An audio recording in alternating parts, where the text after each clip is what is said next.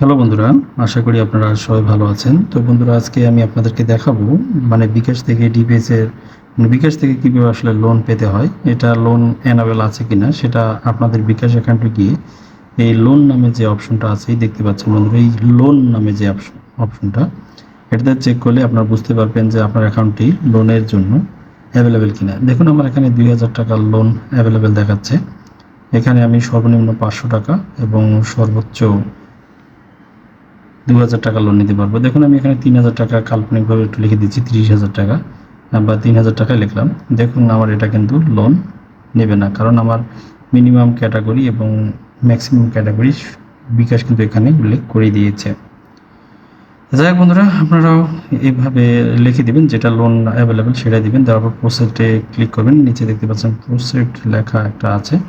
যখন লোনটা পর্যায়ে হবে তখন যদি লেখাটা আসবে তখন সেখানে জাস্ট একটু ক্লিক করবেন। এটা আসলে আমি বর্তমান সময়ে মনে করি বিকাশের একটি খুব সুন্দর একটা ফিচার, যেটা আসলে অনেকের জন্য অনেক হেল্পফুল হয়।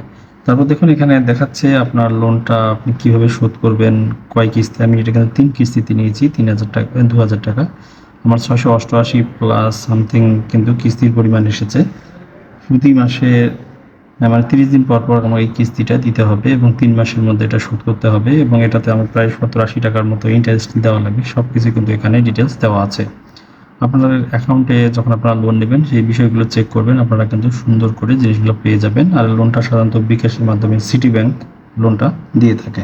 এটা তারপর কন্ডিশনগুলো, টার্ম কন্ডিশন যথাবিধি আপনাকে অ্যাকসেপ্ট করা লাগবে। করার পর আপনি এখানে বিকাশের পিন দিয়ে দিলেই আপনার লোনটা হয়ে যাবে এবং সরাসরি সেটা আপনার অ্যাকাউন্টে চলে আসবে।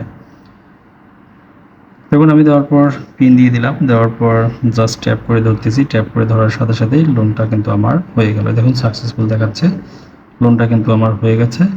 এখন আমার অ্যাকাউন্টে কিন্তু লোনটা যোগ হয়ে গেছে। এখন চাইলে এই লোনটা দিয়ে আমি আমার প্রয়োজনীয় অন্যান্য কাজগুলো, যেগুলো বিকাশ অ্যাকাউন্ট থেকে টাকা নিয়ে করা যায়, সেগুলো কিন্তু আমি এখান থেকে করতে পারবো।